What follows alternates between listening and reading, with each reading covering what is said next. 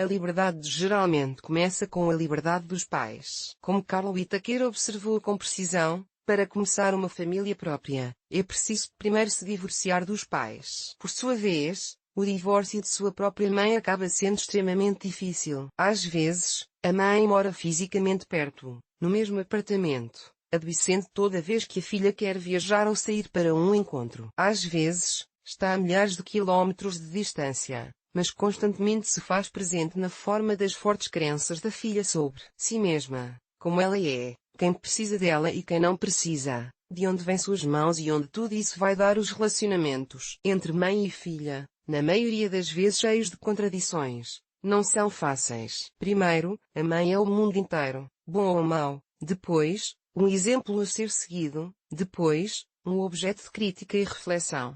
Mas se, dentro da família, e ainda mais em nosso mundo interior, a mãe está mudando, é diferente e ambígua, então, no plano dos estereótipos, a mãe é sempre gentil, amorosa, carinhosa e amada. As matinês de jardim soam com poemas sobre mamãe, os desenhos da escola sorriem com seus retratos brilhantes, os aforismos sobre mães são abundantes, com ideias como: mamãe é uma pessoa que pode substituir todo mundo, mas ninguém jamais poderá substituí-la. A sociedade nos ensina o amor e o respeito incondicionais pelas mães e, no nível da produção de crenças sobre como as coisas devem ser, ela é bem-sucedida. Mas o que realmente acontece entre mãe e filha? O que há por trás de cortina? O que uma mãe pode desejar para sua filha quando a traz a este mundo, se não o melhor de tudo: beleza, saúde, mente clara, riqueza, etc. Ponto de interrogação. Esses são os desejos expressos pelas boas fadas convidadas para o berço da bela adormecida. Mas a velha bruxa,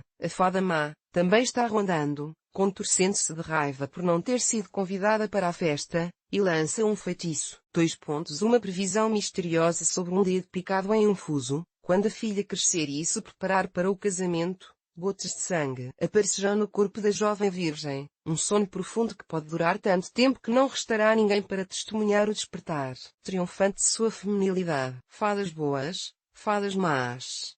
Mães boas, mães más. Nos contos de fadas, todas essas fadas representam mães ausentes, ou aquelas que não podem ser nomeadas diretamente. As fadas que cercam o berço não simbolizam as hipóstases opostas da mãe, perdidas no amor e completamente concentradas na garotinha que acabaram de gerar, completamente ou quase completamente, porque no canto mais secreto de seu amoroso coração materno pode estar escondido um pequeno e desagradável desejo, que a outra, mesmo que seja carne de sua carne, ainda seja apenas ela e exatamente como ela. Elias Sheff, Anis, 2008. Os autores descrevem duas maneiras principais pelas quais uma filha se comporta em resposta a uma mãe dominante e prepotente.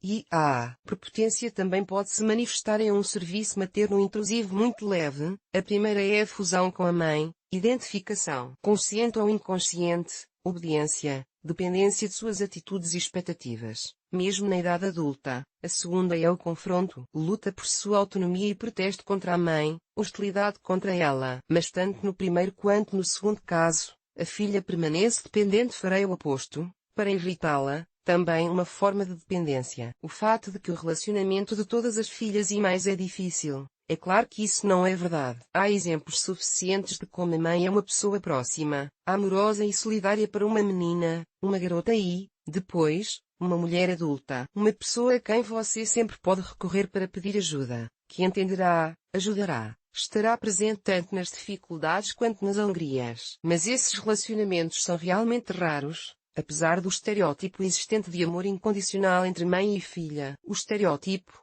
a crença social na boa mãe, muitas vezes, proíbe sentimentos negativos em relação às mães. Assim, as meninas, jovens e adultas, quando sentem raiva da mãe, sentem vergonha e culpa por isso. Além disso, é a culpa que muitas mães começam a manipular. Como se atreve a falar assim com sua mãe? Eu lhe dei à luz, criei você e você, eu lhe dei o último, como você pode?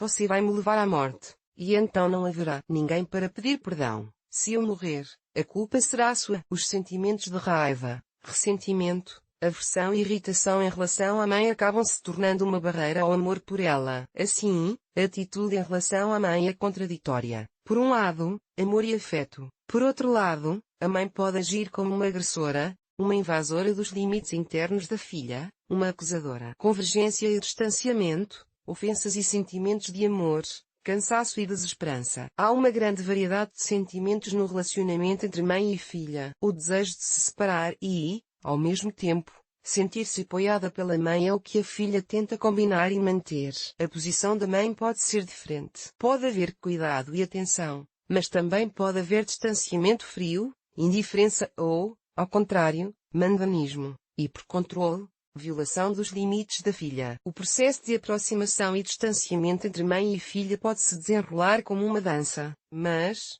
na maioria das vezes, há uma luta feroz pela semelhança e pela diferença, com a qual ambos os lados sofrem. E, com frequência, muitos conflitos entre mãe e filha são transmitidos de uma geração para a outra. Nesse tópico, como em qualquer outro, estou mais preocupado não com a questão da causalidade, formulada como porquê ou a favorita quem é o culpado, mas com a questão da escolha e da ação, o que fazer a respeito, o que fazer, como construir um relacionamento com sua mãe, como manter o equilíbrio, respeitando os limites um do outro, mas demonstrando bondade, apesar das lembranças pesadas, apesar das ofensas, compreendendo a falsidade das mensagens dos pais, roteiros e muitas outras coisas, sobre as quais centenas de livros e milhares de publicações foram escritas. Porque, muitas vezes, o que aprendemos sobre mães narcisistas, as raízes de nossas próprias baratas em nossas cabeças e outros dons, não nos torna mais fortes, mas contribui para acusações adicionais em que os pais são monstros e nós somos os pobres cordeiros. Não tenho uma resposta para a pergunta: é possível reviver sentimentos e experiências da infância até o fim? É possível, de fato, remover todos os esqueletos do guarda-roupa, deixar o passado para o passado, mas mudar a atitude,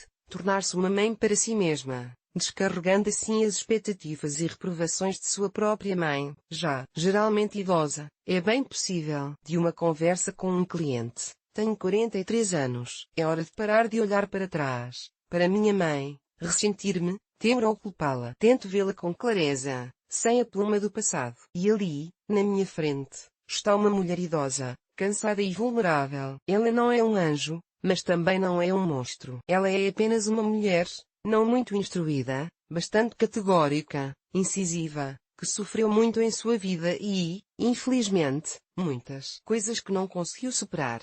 Perdoar. Posso mudá-la? Não. Não faz sentido descobrir, provar nada. Ela tem o direito de viver a vida que quiser, de ser feliz. Ou ser infeliz. Sim, talvez a coisa mais difícil para mim seja dar a ela o direito à sua própria felicidade. É por isso que nunca consigo me separar dela de verdade. Continuo sendo cegado, tentando ajudá-la e depois soluçando de frustração. Pelo resto de suas vidas, as mulheres podem reivindicar a mãe e transferir para ela a responsabilidade por suas próprias falhas. Um terapeuta costumava sugerir à sua paciente que repetisse: eu não vou mudar, mãe, até que você mude a maneira como me tratou quando eu tinha 10 anos de idade.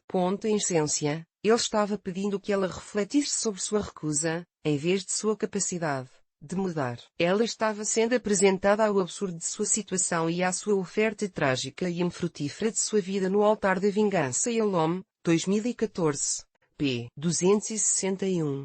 Aceitar sua mãe e fazer as pazes com ela é importante.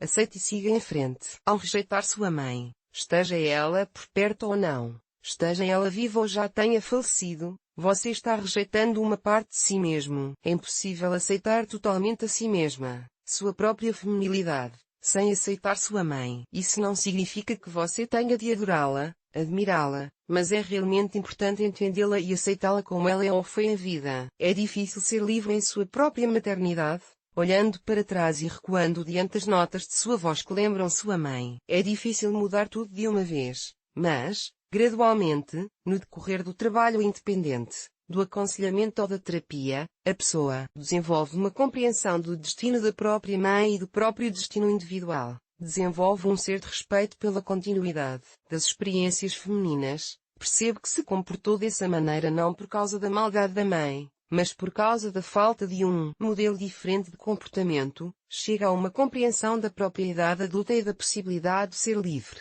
das reprovações, das expectativas, da imagem ferida da mãe, que tem tão pouco a ver com a realidade, da imagem sempre presente e sempre presente da mãe,